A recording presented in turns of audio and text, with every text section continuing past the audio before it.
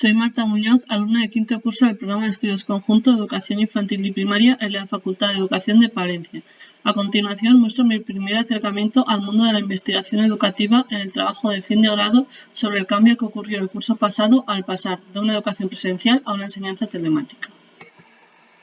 Primero, exponer la introducción, así como las competencias y objetivos que se pretenden lograr con este trabajo. A continuación, se presenta la contextualización teórica y el análisis del cambio a una educación a distancia. Posteriormente, se ofrecen una serie de recursos y herramientas que pueden ser de utilidad para adaptar el proceso de enseñanza-aprendizaje a un entorno telemático. Para terminar, se analizan las consecuencias que este cambio educativo puede tener. El curso pasado, cuando el coronavirus apareció en nuestras vidas, nos tuvimos que adaptar como pudimos, y uno de los ámbitos que más cambios sufrió fue la educación, que pasó a desarrollarse de forma telemática, con los recursos y habilidades que la comunidad educativa tenía en ese momento.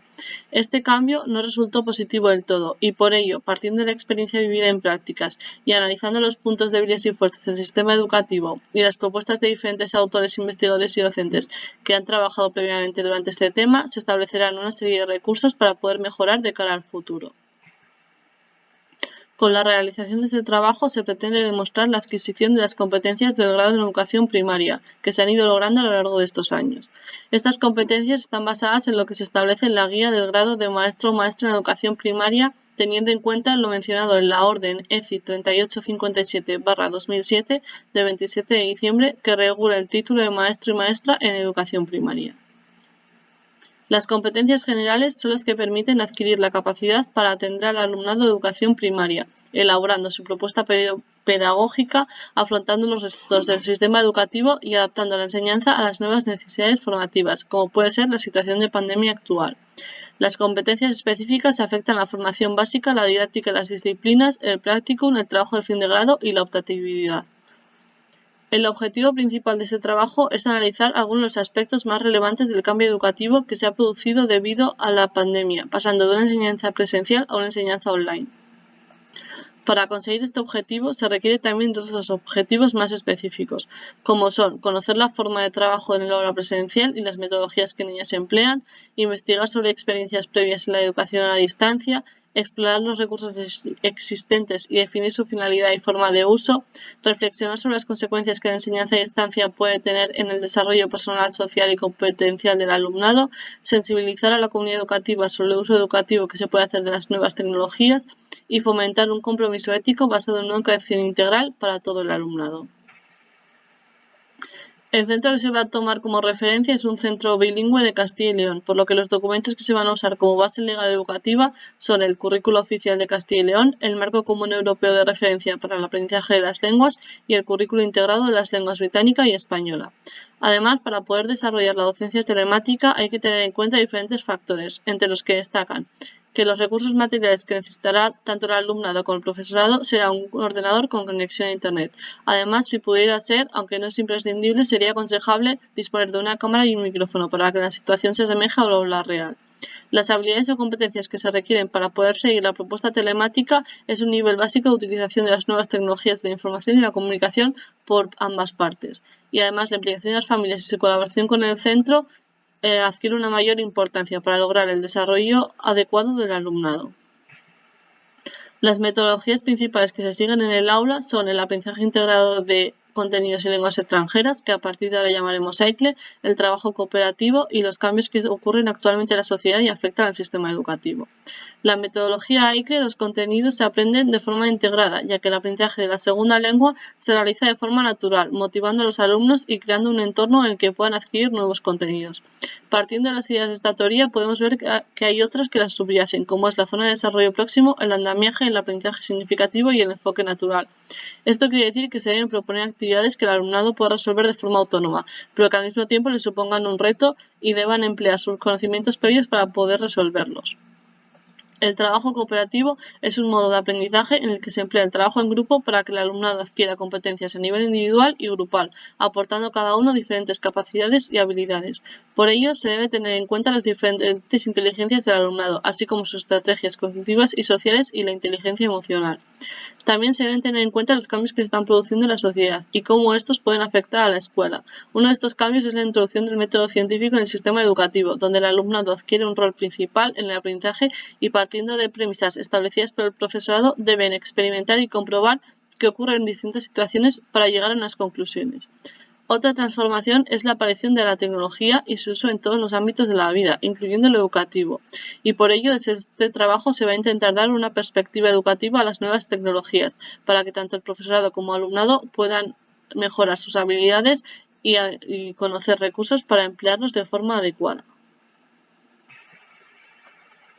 La necesidad de un cambio en la educación era algo que se hacía evidente en los últimos años y que ha llegado de forma repentina sin preparación ni planificación debido a la pandemia. Las nuevas tecnologías estaban haciendo un hueco poco a poco en el sistema educativo, pero ahora se han convertido en una de sus herramientas principales. Uno de los manuales que ha surgido a raíz de esta pandemia es el siguiente, en el que se recopilan reflexiones sobre este cambio de dinámica en el aula y además se establecen una serie de pautas para poder desarrollar una enseñanza a distancia adecuada con el alumnado de las diferentes edades. Los aspectos en los que nos vamos a centrar para poder conocer este cambio más en profundidad son cómo crear un entorno de aprendizaje adecuado, analizar cómo cambian las relaciones entre el profesorado y el alumnado y cómo se debe organizar y planificar una enseñanza a distancia para que sea realmente efectiva.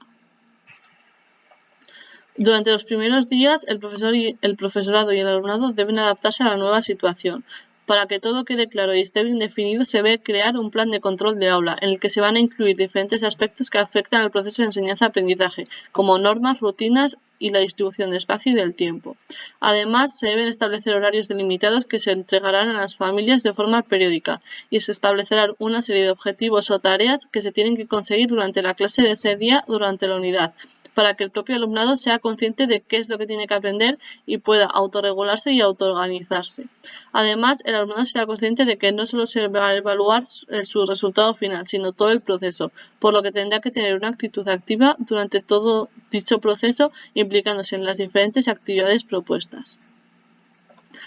Además, la relación entre el profesor y el alumnado sigue siendo importante y se debe crear un espacio de aprendizaje seguro donde ambas partes se sientan cómodas, con libertad de expresarse y con la seguridad de que van a ser escuchados y estarán integrados en el grupo. Además, la relación entre compañeros y compañeras es importante porque cuando todos se sienten en un ambiente en el que se pueden equivocar sin miedo a ser ridiculizados y en el que pueden expresarse libremente, las relaciones entre ellos serán más fructíferas. Además, el profesor debe tratar a todo el mundo por igual. En este punto debe tener un pleno control de su comunicación no verbal, ya que no solo importa qué se dice, sino cómo se dice.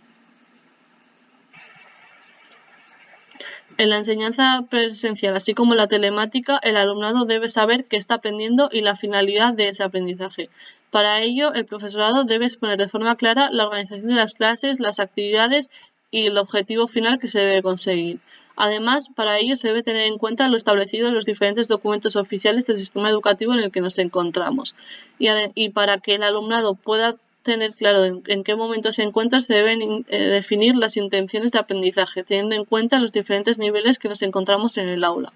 Además, el interés y la motivación del alumnado es algo muy importante y más en la enseñanza telemática, ya que no está el profesor para poder ir guiándole y ayudándole. Por ello, se deben plantear actividades o tareas que motiven e interesen al alumnado, empleando herramientas que permitan el trabajo tanto sincrónico como sincrónico. El último aspecto a considerar es la evaluación, donde se debe establecer un intercambio de información entre alumnado y profesorado, en el que todos tengan la oportunidad de valorar el proceso y proponer mejoras.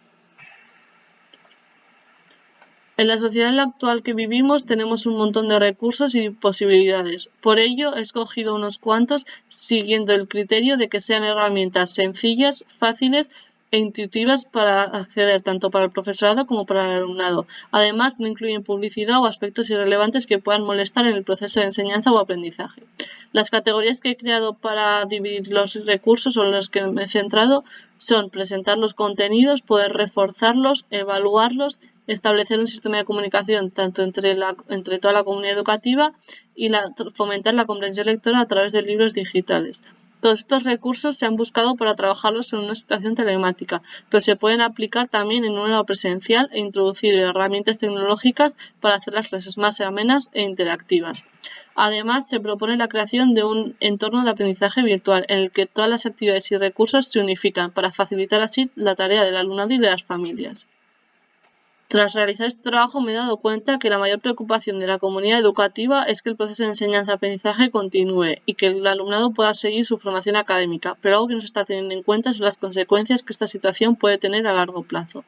Centrándonos primero en el aspecto académico, este es uno de los menos afectados, ya que se ha intentado mantener pese a todas las circunstancias. Los aprendizajes que se adquieren son simplemente los que aparecen en el currículo y apenas queda espacio para que surjan nuevas situaciones de aprendizaje en el aula. Por ello, los valores como la empatía, solidaridad o la ayuda a los demás y algunos temas transversales como la igualdad de género o la resolución pacífica de conflictos pueden quedar relegados, ya que se suelen trabajar cuando se produce un entorno adecuado para ello.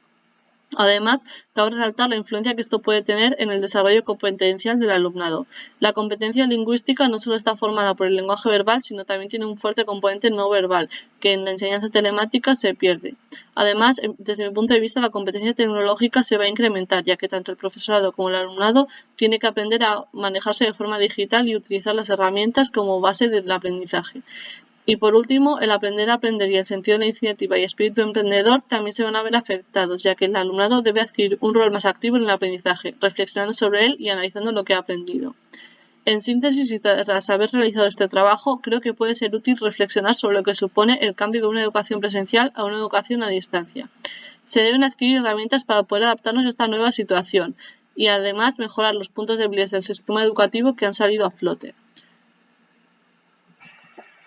Muchas gracias por su atención y espero que les haya interesado mi primer acercamiento al mundo de la investigación educativa.